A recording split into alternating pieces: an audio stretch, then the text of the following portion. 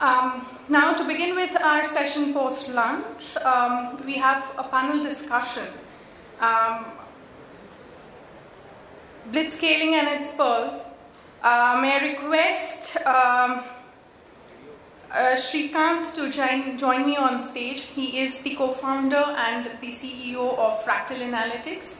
I also request him to introduce the speakers and would welcome them. Thank you.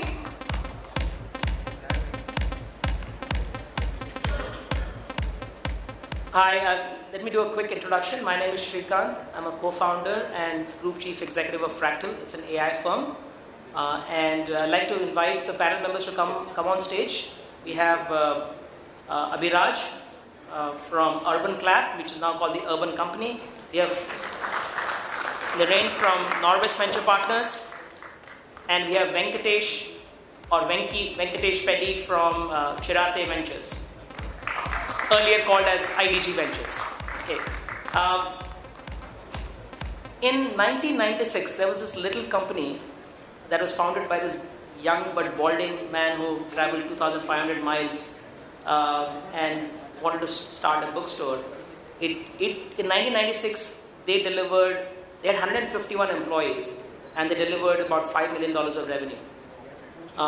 In 3 short years, in 1999, the company was 50x the size in terms of employees, 7,500 employees, and they delivered 1.7 billion in revenues, 322 times in terms of revenue in 3 short years. That's an example of blitzscaling. And the topic today is what is blitzscaling and what are the perils of doing some blitzscaling. We'll try to make this as interactive as possible. We'll have more lively conversation than an ordinary panel discussion. And with that, first let me start by asking our panelists to introduce themselves, 30 seconds maybe, and while you're doing that, if you could also add an example of great scale-up, maybe blitzscaling scale-up that you have seen in your experience, that would be wonderful. My name is Abhiraj. I'm the founder of Urban Company, formerly known as Urban Clap. We are an app to book high-quality and reliable home services. One example of blitzscaling, a company that I sort of admire in the Indian context a lot is Swiggy. Swiggy and Urban Clap or Urban Company started at the same time. I have seen Harsha take that company from a few thousand orders to now 1 million orders a day. And I think it's a scale up that I truly admire. Abhiraj, you stole my thunder. This is really not fair. Anyway, I'm Naren Shah. I'm the managing director for India for Norwest Venture Partners. Norwest is a 55-year-old venture company. Sorry, we're too close. 55-year-old venture capital company. We do both growth and venture. In India, we have approximately $2 billion. And if you sort of, at any point of time, you'll have heard a lot of our company names. Both on the enterprise side, we had companies like Zenoti, Manthan, Capillary, and about 10 others. On the enterprise side, we've had Yatra, Swiggy, Pepperfry, Quikr, a few others. Today we have about 9 billion under management globally, and it's my absolute delight to be here. I've been in NASSCOM conferences even, I think, 15 years ago, so it's great to see how that's progressed. Can't think of another company. I sit on the board of Swiggy. We were in Swiggy when we basically started work on Swiggy's term sheet when Swiggy was doing 500 orders a day. I think today at peak they do 1.5 million orders a day. I, in preparation for this session, took out my calculator to see what that multiplier was. And it's basically grown 3,000 times on a per month basis. Over the last 5 years. So we think that's blitzscaling. In case I wasn't sure, I actually met the author of the blitzscaling book on the weekend, who was in Mumbai, and I basically showed him my portfolio and I said, what should I put for this introduction? And he said, yeah, Swiggy's the right one. So, that's the reason I said. Awesome. Great. Thank you. Venkatesh, Hi. I'm Venkatesh here, partner at Chirate Ventures. We were earlier called IDG Ventures. We are early stage tech investor. We invest in companies anywhere between like a couple of $1 million to about $10 million. We have about 70 odd portfolio companies in India and have about $750 million of assets under management. Now we've seen multiple companies where we've seen a fast scale up, blitz scaling across consumer and some on the enterprise side as well, like Naren was saying. The one company that I would certainly pick, which is the most sort of recent example of a company which has grown very fast in our portfolio, is CureFit. They've really grown well. It's one of those companies where, while we are a tech investor, we usually shy away from companies where there is a lot of ops intensity. CureFit using tech also sort of delivered and shown how the ops can be scaled. Now they are within 3.5 years of starting up, then crossed $100 million of net revenue run rate, which is a very fast growth for a company in India. So I would certainly pick that as a company which is really scaled well. Okay, so thank you, everyone. Blitzscaling is a term coined by Reid Hoffman, Naren was just referring to. He wrote this very successful book, and he teaches a course at Stanford. Reid Hoffman, of course, as you probably know, a partner of Greylock, as well as one of the co-founders of LinkedIn and the chairman of LinkedIn. So he's written this book, and basically blitzscaling is the idea of super fast scaling. I mean, not really just fast scaling, but it's really aggressive scaling. And the argument around that and the trade-off around blitzscaling is speed versus efficiency. The fundamental trade-off is speed is way more important than efficiency. And the argument that is made for that is that there are markets, there are situations where there are network effects or there are positive feedback loops where one thing leads to another, and you can scale means, and winner can take everything. And the idea would be like, think of Uber. The more customers who sign up for Uber and have the app, more drivers will be interested in signing up because they'll get customers, and more drivers there are, more customers will be interested because they can get a ride very quickly. In markets like these with positive feedback loops, the winner could take everything. The second prize could be just a consolation prize, and the third may not even exist. Right? That's really the kind of markets, and the idea is that you should do blitzscaling, and speed is way more important than efficiency. But there's also a flip side. And what if this aggressive growth leads to failure? And there are people who would always tell you, I told you so. Like I'm sure a bunch of people will say, what about WeWork? That was blitzscaling, wasn't it? And what happened to it now? Right? And there will be people who will say, look, we told you so. The unit economics didn't make sense. It was a real estate business, not a tech business. All kinds of arguments will come, and fundamentally, it seems to me that it's a hindsight bias. That when success is great, but when it fails, you can always explain it away. And I'll start with you, Abhiraj. And you've probably heard sort of confusing stories from investors who are asking you to blitzscale, but at the same time also make money, and depending on where the markets are currently, right? So just explain how you see this trade-off, the speed versus efficiency trade-off. Yes, I think off the cuff, I would say there's a famous saying, success has 100 fathers and failure is yours alone. So the first principle that I believe in is, as an entrepreneur, this is your only portfolio. You have a portfolio of one, and you have to make it work. You're all in. So you may hear a lot of advice from different people. It's very important to do what you think is right. When it comes to blitzscaling, it's actually, in my opinion, not an easy answer at all. And I have struggled with it throughout the last 5.5 years of building Urban Company. One of the reasons is that entrepreneurs are fundamentally paranoid about efficiency. And how can you see wastage happening in front of your own eyes and be okay with it? And how can you see money that you could have saved just go down the drain? So I think the simple answer that I could think of when I was in preparation for this session was, I think it's very contextual. There are markets and situations where the only rational strategy is to scale up. And it's not a question of doing well, it's a question of survival. Because it is a winner-take-all. And typically, those are either, tech social kind of plays where there are massive network effects, or it's a very, very standardized service like Uber. And Abhiraj, I mean, just to interrupt you a little bit here, your own business, right? There were, like you were sharing earlier, there were many competitors who were there, and it can be easily seen as a winner-take-all market where blitzscaling is important because the one left standing, or one platform where sellers want to sell their services, buyers want to buy the services, is that kind of a market. So you may be a different kind of an entrepreneur, because I think I've seen other entrepreneurs who are willing to spend a lot of the investors' money because it's coming cheap. Yes, I think in our case, in our category, I don't think it's as slam dunk argument in favor of blitzscaling, because we are not a standard use case.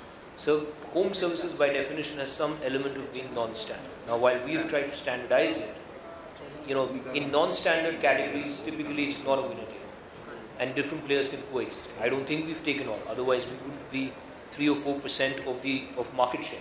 We would be sitting at 30-40% of market share, which is probably where Swiggy is when it comes to food delivery, or probably even higher.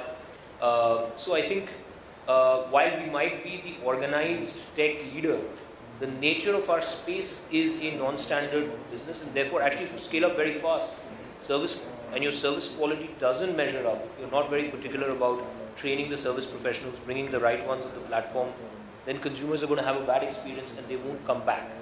And therefore, I think but there are other businesses which are more standardized, and therefore, there's a very strong argument in favor of blitzscaling. So I think it's contextual, it's nuanced.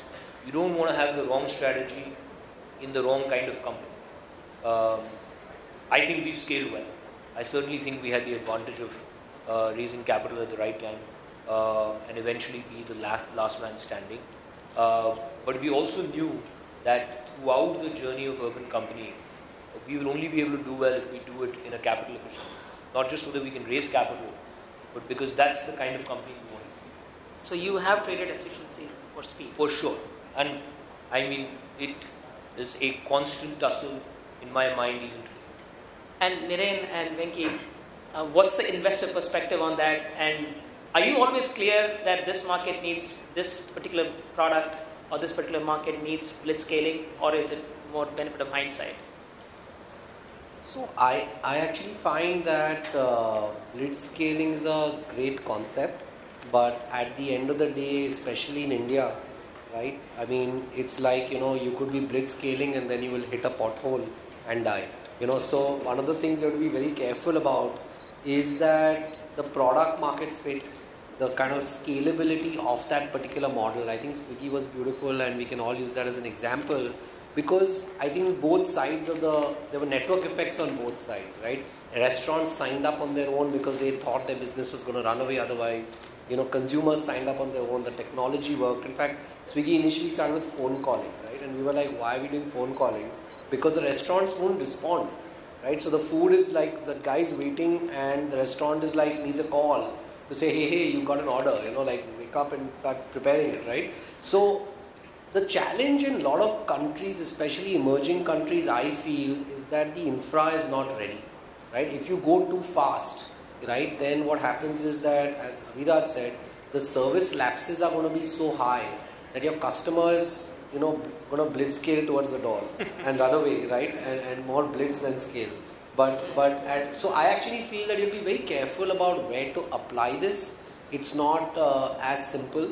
It could be applied to even SaaS companies. We've seen some of our SaaS companies which are trying to go for a global mandate, go get to every customer. And because they are in a narrow industry and they're worried that 6 other players who are also there could do that. But they have a very robust product, right? And they feel that they're ready to expose that to the market, and that the product will win rather than just service or people or sales or account management. So I actually feel that it really depends on the level of sort of that product market fit and the NPS or your customer centricity as you scale. If we had found even on Swiggy that customer service, and honestly there has been some failures, I think I'm sure all of us have had failed orders, but by and large Swiggy's NPS score is much higher than most others, right? And if we had felt that that was coming down rapidly, that scaling would have been toned down, and if we felt that it could have been maintained even at a higher pace, we did have the capital to even grow faster.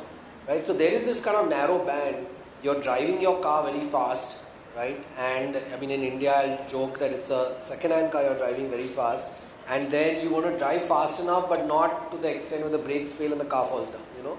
So it's kind of that narrow thing. And I don't think blitzscaling applies, like in every country, the true blitzscaling, and by the way, I met the co-author called Chris Ye, not this guy, but so Chris was in town, and their view is very simple, that it's not, if you want true blitzscaling, like, you know, the book style one, where you're trying to grow like 6x to 10x every year for multiple years, that is going to be like a handful of companies with that kind of market expansiveness, as well as sort of that product which can scale that, and the timing, right? Timing again for someone like Swiggy was very opportune. I've seen companies 5 years before saying that, you know, I mean, all of us in Mumbai had seen a couple of these companies which used to deliver, and there was no real, you know, market that point of time. So I think all of these factors. So for every Swiggy, there are a bunch of other companies like that who failed as well, who were acquired by Swiggy eventually. Yeah. No, there are many failed. I mean, there are many failed companies, especially on the digital side, because people in digital, a lot of people ask me that, look, what is the entry barrier, right? So sure, we're in a company like Pepperfry, and the entry barrier is like, you know, getting that entire system. Like if you take your, you know, supply chain, you know, getting the wood, getting those designs, getting them manufactured, getting it processed, shipping it without defects, because you're always shipping as 10% problems otherwise, then making sure that, you know, like a bed goes to the 20th floor, you know, last mile logistics, you can't deliver a bed on the scooter. Okay, now that business has solid entry barriers. You need to make sure you can do it well. You don't need to blitzscale that business at all. But otherwise, I've found that it's hard. It's romantic, right? As a notion that, look, I will take this way. But somewhere you will still start finding that either your customer segment is changing, or you're running out of that sort of, you know, that type of customer. And because of that, you know, as I was saying, many companies feel in internet, digital, scale is the entry barrier. And if I become a certain scale, people will not be able to hurt me. Now, India is this curious market where everyone in the world thinks this is the last big English-speaking internet market. So the capital is actually not a big problem. So people are not realizing that scale is not such a big problem, but really here, customers sort of love and loyalty to that is really a problem, and a lot of people have focused the other way, scaled rapidly, and I won't name some of them, but I'm saying scaled rapidly, had some serious issues, and then gone out with a whimper. That's why you find if you're a good company and things then go very badly for you, it ends up in a whimper. It does not end up with a, okay, I got a consolation prize. It ends up in your example, it goes straight down to 3, right? So you have to be very careful of the customer. And I think the customer in India is very permissive, but at the same point, they'll give you 1 or 2 chances, but they're still demanding. You know, third chance onwards, like, hey man, I'm out, I'm done. So, Venki, you invested, I mean, just to add to that question, you invested, IDG and Chirate invested in Myntra and Flipkart. So you have seen that blitzscaling happen at least as Flipkart, right? Yeah. So if you could just, you know, also bring that example, that would be great. Yeah, no, absolutely. And, you know, I just want to sort of also add here is that, you know, blitzscaling and or scaling very, very fast,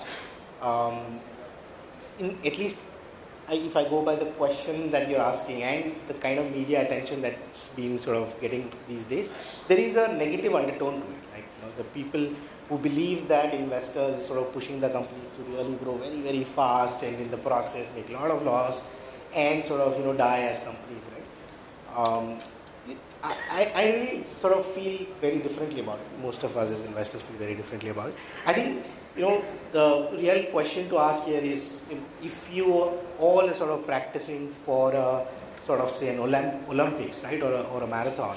Now, there's no point in saying that, you know, you should not try to run fast or you should not try to run long, right? Because there are few people who got injured.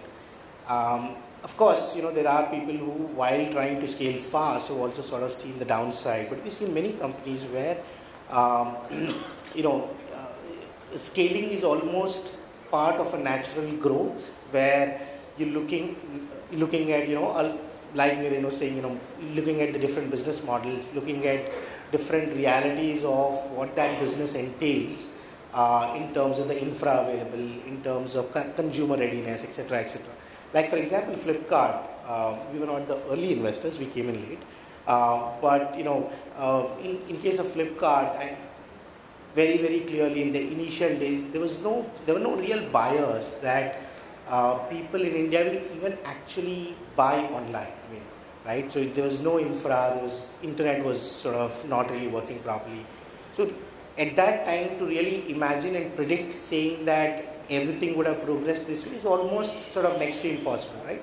But here's an entrepreneur who was sort of willing to challenge that and try and grow in as many ways as possible. And that led to innovation, like CODs, or starting only with books, and then sort of looking at different possible ways to grow in spite of the lack of infra, etc., etc. And the capital followed. And the capital was utilized to make the consumer more and more ready to buy online, which was not the case. I mean, Flipkart was by far not the first one to try and sell online at all, right? But they're the ones who really survived, because at every challenge, when you're trying to grow extremely fast, and they've grown extremely fast, they're trying to figure out ways as to how to break, and which is where the balance that Mira and Abhiraj is also referring to, right? Where you're trying to figure out the practical realities, but not trying to grow fast is not a challenge, not a sort of question. Just before, we have a lot to cover, but just before we go on to the sort of next topic here, I just want to ask if you have any other, we've heard Swiggy and maybe Flipkart is another example, any other shining example of an Indian company that's blitzscale, and any example that you may have of one that has attempted it and spectacularly failed. That will be very useful for all of us. So I actually think that a great example is PhonePe. Right? It's a company we almost invested in on the nth hour. Flipkart came and bought them out. But it's, Samir is the CEO. But if you see where PhonePe has reached compared to where they started, as compared to guys like Paytm and others, they really grew at a much faster pace than most of the other players. I mean, similarly, you just take even, why does it have to apply to only companies, but you just take UPI, right, as an India stack and the utilization of India stack. That is like a amazing example of blitzscaling on a platform level, right, where you just look at the usage, it's exponential, right, it's growing and again, I don't think they paid money, so the concept of blitzscaling does not apply here. It's more scaling than blitzscaling, because blitzscaling, what you're trying to say is that you grow so fast, because if you don't, the sort of negatives of not growing far outweigh the positives of growing but inefficiently, right? So obviously that doesn't apply to some of these. But I actually think that payments platforms, whether it's Google Pay, a couple of these guys, just the kind of size and scale they've seen happened at a very, very dramatic pace, and that's still to play out. I think a great example of blitzscaling in front of you guys is going to be WhatsApp Pay, right? So I'm fortunately not invested in any of these, but I'm waiting to watch that play out in the newspapers or on the blogs. And when you guys see maybe a year or two later, if WhatsApp Pay is done well, please remember us on the panel. But that's going to be a great example. Another great example just in general is, the way WhatsApp has grown. And we've seen this it's so easy that in the US, in Korea you have Line, you have WeChat in China, but different people tried around the world to launch, they tried to launch Line in the US, right? Where sort of Facebook Messenger is bigger than WhatsApp, right? And again, the network effects are so, because, if I start on a new platform and nobody is there, right, then I go away. So this network effects is sort of the guy who's sending the message and the receiving the message. If you have enough people, it starts a whole flywheel.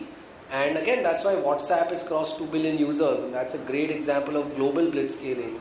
And they've spent a lot of money in the background. It's not like you don't see it in the papers every day, but in order, from their product to their security to kind of ensuring governments understand whatever, there's a lot of money they've spent. And it's a very strong business that once you're embedded there. Then maybe one example of failure might also be useful. I would say Line in the US, right? Line put a lot of money. Anyone from India that you would think that had the potential, had the market, just overspent, sacrificed efficiency, and then ran out of money and business? I'll think about it. The problem is it's not I can think of, there was a company called Ask, which used to be a horizontal e-commerce company. It was Ask, yeah, it was Ask. Ask. Ask Me, that's correct. So Ask Me was a good company. I think it started growing. It was the 6th player on the horizontal side. They were spending on both sides, getting good traction. But at some point they way overspent, right? And I think they did not get the capital or whatever. We are not in it, or were not in it. But they didn't get the capital. And while they had started becoming the 2nd, 3rd company, I think that didn't really help. If they had got there, it would have looked amazing that they started going from number 6 to number 3, and in terms of where they were headed in those few months. But when you run out of capital and you're not able to prove anything, you're not proving loyalty or customer engagement or returning customers. I'm going to put you on the spot. I can ask you, speculate. Will OYO be in that list?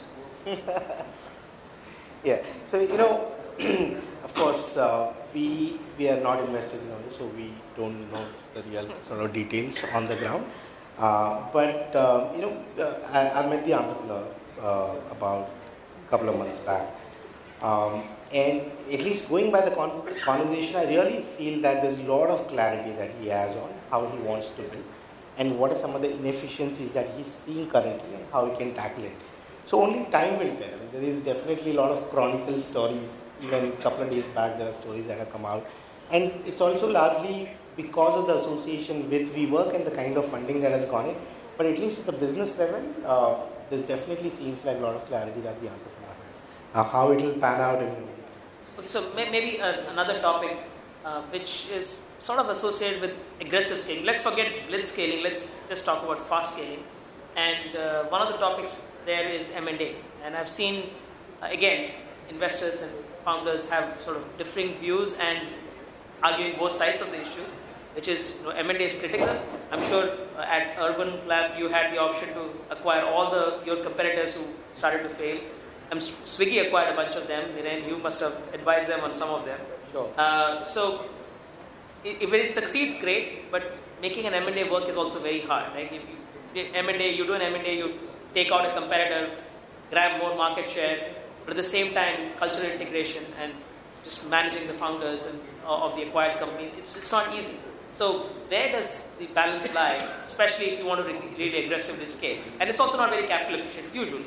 So what's your take on M&A? Yeah, all of you. I mean, start with Dhiren maybe and then... Yeah.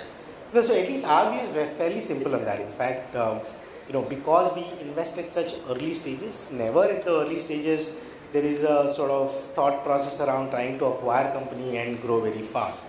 Right? I mean, so initially it's very, very clear that the founders really set out on a vision and sort of try and execute that to grow to a certain scale. Now, of course, once you scale to a certain level, then there are questions around, how do you look at M&As and the inorganic growth opportunities. And usually, from what we've seen, it also starts with a little bit of, smaller tuck-ins to see, there is something very complementary either on the tech side or in terms of, the consumer offering is something which is very complementary with your business. And you would look at acquiring such companies where integration is typically not a challenge because you're also meeting a very sort of flexible, small team and you're trying to inculcate that team to work for you.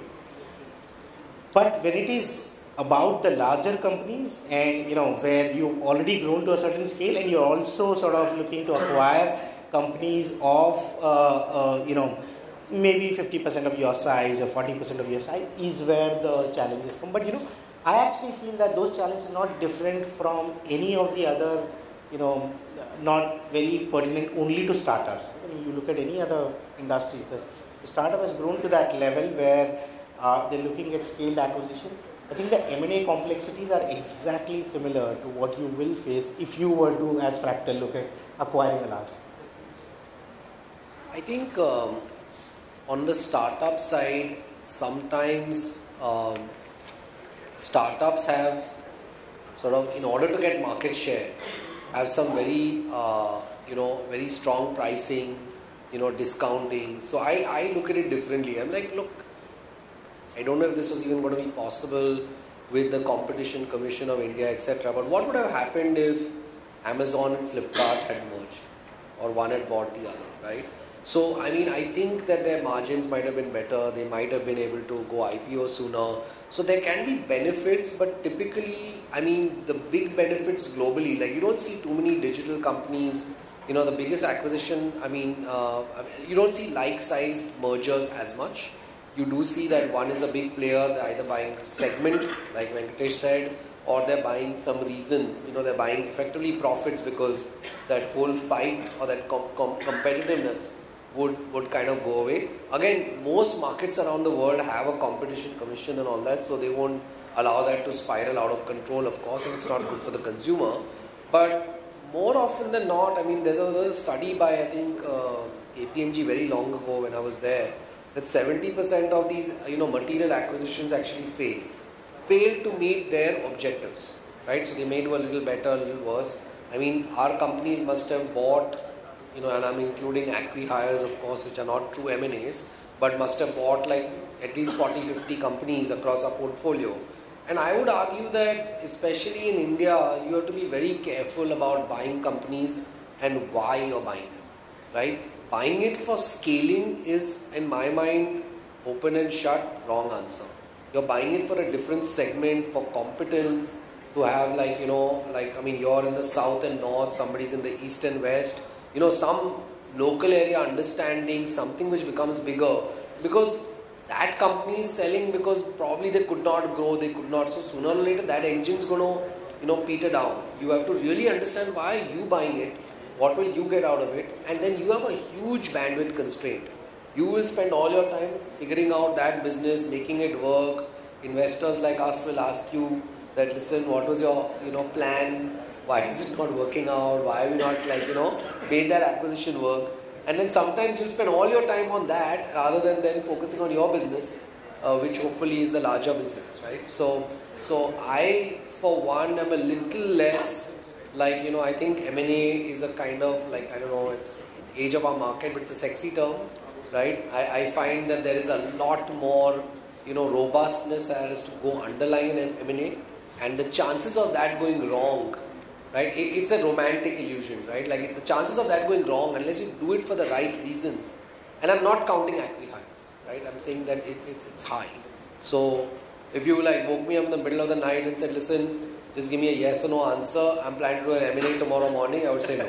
It's simple, right? Under those circumstances. What's your take, Abhiraj? No, nothing substantial to add. We haven't done any mergers or acquisitions at all. No temptation? No temptation. I actually did a lot of M&A while I was at BCG, and none of them worked out. So, yeah, no temptation. They say 70 to 90% failure rate in M&A transactions in general across the world. I think I would agree with Niren. Doing an M&A to buy revenue would be a stupid idea in my opinion. I think if you're doing an M&A to buy capability, or if it's a market entry strategy for you, there's an incumbent which has, which is dominating an existing market and you want to enter it internationally. Some of those situations make sense. Okay, so let's switch to another topic. We have about 15 minutes or under. Practically the last topic, and then I think we'll open up for audience questions, and let's make it really quick. I just want to understand from your vantage point, what does it take for India to be as successful, let's say, as China or Israel? They have raised, the capital environment is huge, the companies have scaled up, and there's lots of blitzscaling examples, and per square foot of space, Israel is attracting more capital than, much more than India, or much more than even any city of India.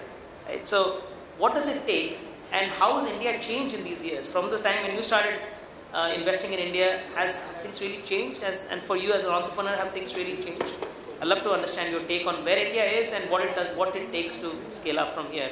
Quick answers, please, because we don't have much time, and then we'll go back to audience questions. Abhiraj, you want to start? Quick answer. I think India dramatically changes in the long run.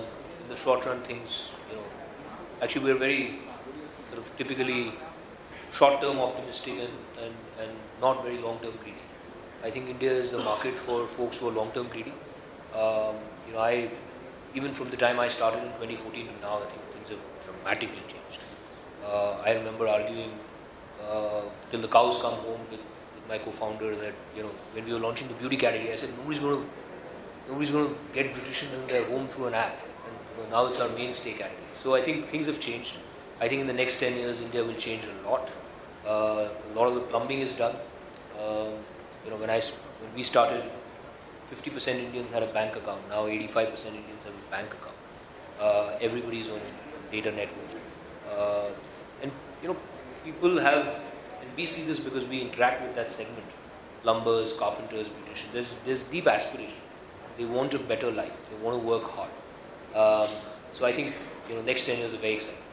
And Niren, I mean, to you, India seems to have seen a few cycles of venture capital. Companies getting invested, successful exits, and so on. And Venki, I know you've 2 IPOs from Chirate as well, right? So maybe is that changed the fundamental investment environment and made it much more easy to attract capital?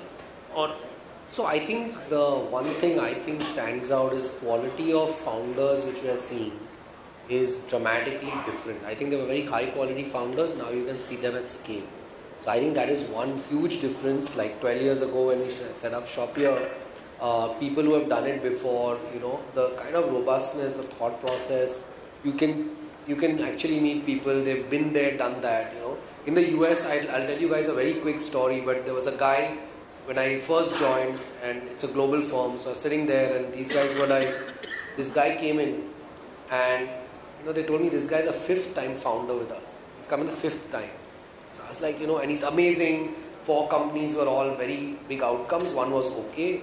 5th time he's coming. He came, and I was like high expectations. I was very new. He came and he presented a plan which was, not great at all. Okay. So our guys basically asked him very sweetly, so what pre do you want? And he said some number which was in my mind that time notoriously high, not in today's market, but that time. And our guy said fine. After this we were debriefing, and I was like, slowly putting my hand up as the junior most partner there, saying, but I couldn't understand, like it didn't make sense, it wasn't coherent. And we've agreed to this high valuation. They said, no, but see, we know this guy. He always comes up with some plan, then he'll call up 50 people, then he'll validate his plan, then he'll pivot it again. In 3 months, he will know exact product market fit. He knows what to do, he knows where to get people from, he knows where to get capital. This is like a layup, and sure enough, this company is worth $800 million, and we're not doing much of that plan. Like what he had said, he said, that didn't work, So I learned a lot about like people who know what they're doing, they know how to do what they're doing.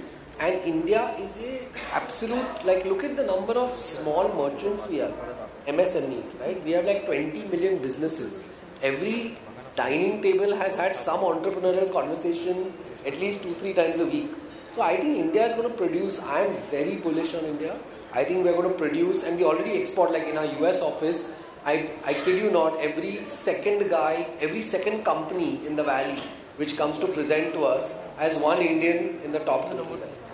Right? So I already exported a lot of founders. I think it's time for the country to have founders in India, and I think we'll produce some great things. I don't think capital is a concern. I think capital flows where there is, where there are good quality founders, and I think the market doesn't have to only be India. So to that extent, if you look at the next 10-20 years, we're very integrated, we're a democracy. So I do feel that in the long run, we will leapfrog. We do have a lower GDP per capita. So I think to that extent, we have to pace our growth a little bit. But to that extent, I'm very bullish. Venki, just 30 seconds to 1 minute if you can, because then we can go for audience questions, please. Yeah, no, so I actually don't have much to add. I think I totally agree that the overall, if you ask one big change that we've seen in the last 7-8 years, I think it clearly would be the quality of entrepreneurs. But if you peel the onion a little bit, why is that so? I think the ecosystem has really matured a lot, and there are so many of the entrepreneurs where you can actually exchange notes, meet, understand what's worked, what's not worked. In the initial few investment, at least I used to feel, being part of the board and sort of looking at the entrepreneur, that entrepreneur and the board is actually learning at the same time, right? Because we've never really seen the digital company scale in India, what kind of challenges they'll face, etc., etc. So there is a lot of that learning, and because the ecosystem is mature, both from the availability of information online, availability of entrepreneurs that you can talk to, ecosystem in terms of the lawyers being around, the finance people being around. So I think the maturity and the quality of the startups that you see, even at the initial stages now, is very, very high. Maybe, Abhiraj, you and I should also say the quality of investors also. They are commenting on entrepreneurs. But anyway, on that note, let's open up for a few questions. Yes, please. After you and then you. Maybe we don't have, maybe and you. Just 3 questions and we'll probably have just enough time for that. Very interesting session. Thank you. And please let me know who you're asking this question because we don't have time for everyone to answer. Okay, that's fine. My question is to Naren, right? Keeping aside the topics that you raised, like regulatory, competition, commission issues, one of the fundamental assumptions behind blitzscaling, inefficient unitary pricing, is at some point of time, pricing power will recover and there will be continuing stickiness of the customer base. Is there evidence that actually happens and pricing power returns? And then short answer. Yeah, it's a very good question. I think that it happens when you kind of ensure, like Airbnb, in that same book, Blitzscaling, these guys said that there was a very close competitor out of Europe, which was a copycat from the Samwer brothers, and they basically killed it. Because otherwise they would have, so I mean, to that extent, today I don't know, but you don't really hear anybody competing against Airbnb in a big way. So, the idea is if you don't have another player, you can pretty much charge market margin as compared to competitive induced margins. Seen anything in India as yet? No, in India, the wall of capital is there, and I kind of think that everybody, as soon as somebody vacates a space, somebody else comes in. So I think things have gotten, like what they've done is, instead of margins dipping further, like you take Ola, Uber, no one else is coming in, okay, and therefore then slowly the margins are going back up. But it's not like one has killed the other. Second question, your question? I think question to Abhiraj and probably others can pitch in is a lot of the context. I love the fact about blitzscaling. It presumes that it's an option, right? It's probably not even an option for 99% of entrepreneurs. But there's blitz money, right? Which happened. So what would you say is the skew because of blitz money by, let's say, a SoftBank? And I was part of one company funded by SoftBank. And I saw that blitz money. And I think it makes a lot of sense. If you really want to fundamentally disrupt, that pace is required. How do you actually navigate as an entrepreneur, Abhiraj? If you were to be given a term sheet with a certain dollar amount right now today, would you refuse it because of a choice of saying, I'm against it? Or is it a function definitely of the money that comes your way that also helps you decide, do I blitzscale now? We've refused money. I'll just take a real example. Last year we raised, our latest round was a $75 million round. And the investor coming in wanted to pump all the money into the company. We didn't want to take all the money because we felt that it would dilute us and we didn't need that much money. So actually majority of that round was, we facilitated a secondary for early investors. We could have taken all that money. I think it's a call. Like I said, when I started, every entrepreneur has to decide what is the journey that you're going to take. This is probably the only one. I don't know. Building this one was hard enough. Maybe people have done it 4 or 5 times. For me, I think this is the one. So I better hold on to it. So what you're saying is if your post money and dilution is taken care of, you'll No, I take think money. it's about how you feel. I don't think there's a right answer. And I think, typically we want to look for quick answers and the right, but I think it's very contextual. You have to understand what your position is in the market. You have to understand if capital can be a differentiator. You have to understand if you need the capital or not. Generally speaking, if you don't need, it's important to have capital to sort of, so that you have enough for a rainy day. But too much capital, in my opinion, is not good if you don't need it. If you're not in a competitive environment, it can actually lead to bad habits which can be very difficult to get rid of. Because if you have a lot of money sitting in the bank, there's no incentive to become profitable.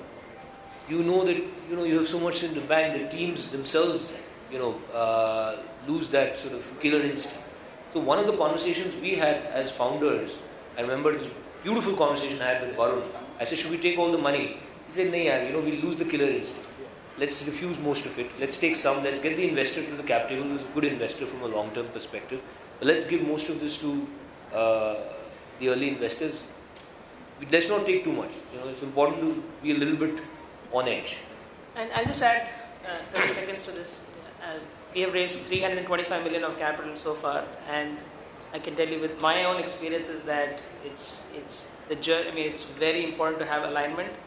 And just because money is there, taking it could be the worst mistake of your life, because if you're not aligned, and they're trying to go south and you're going to go north, and I think it's going to be a very difficult battle. So refusing money, I think, is a great idea in general, because generally when you refuse, others will come in and pitch in even better terms. Exactly. Yeah. Yes. Oh, last question, please. Hi, this is Amit Chaudhary here. I think I'm trying to coin this question for the investors in the panel. As an entrepreneur, I just want to understand a few genres which we should be considering to solve some social issues or grassroots level issues, considering blitzscaling. So, sorry, couldn't hear it properly. Genres I want to understand at least two genres of problems that we need to address as an entrepreneur at the social level, at the grassroots level. I would put it. Yeah. Anything that you have in mind? So I mean, I have lots of ideas on that. I kind of like that whole market because we do a lot of financials and fintech stuff. So we think that that is a big problem to be solved. People need finance to be entrepreneurs or just to run their day-to-day businesses. So getting that at a scale level and being able to solve, even after 200-300 years, we still have money lenders in India. That occupation needs to be sunset. So I think that's one. Second is, I mean, more and more I feel like health, right, at a mass market price. This is India. So are there ways to detect cancer? Are there ways to do, operations, stuff like that, where, and again, the beauty about that segment is scale is there. It's there for the taking, right? Like if you are able to develop a product which is unique, actually don't need to do any blitz scaling there. It will scale on its own because we have 140 crore people. So it's not kind of that required. Thirdly, I think a big problem for India is jobs. So one simple way is start a company, employ people, because you got a lot of, and I really think that the service which entrepreneurs can provide to a country like India, which has this, we call it the burgeoning middle class and the young population and all that, all of these people need jobs. And that's the reason why I feel I'm in this space, because I really feel that the entrepreneurs, and I hope the government recognizes this more and more, are the ones creating jobs. So on that note, I'll just end with a story from Anti-Fragile, a book written by Nicholas Nissan Taleb, where he talks about entrepreneurship, and he says that while entrepreneurs take extraordinary risks and more often than not fail, but as a society, entrepreneurship is wonderful because it actually creates tremendous value. So at the portfolio level and at the level of the investor portfolio, it's great. But for an entrepreneur, it's extraordinary risk. But hopefully in the next few years, we'll see that Indian environment becomes even more receptive to entrepreneurship, and we have many more examples of blitzscaling. Thank you, Naren, Venki, and Abhiraj for this absolutely wonderful discussion. It's been a privilege hosting you. Man. Thank you. Thank you. Thanks to the audience.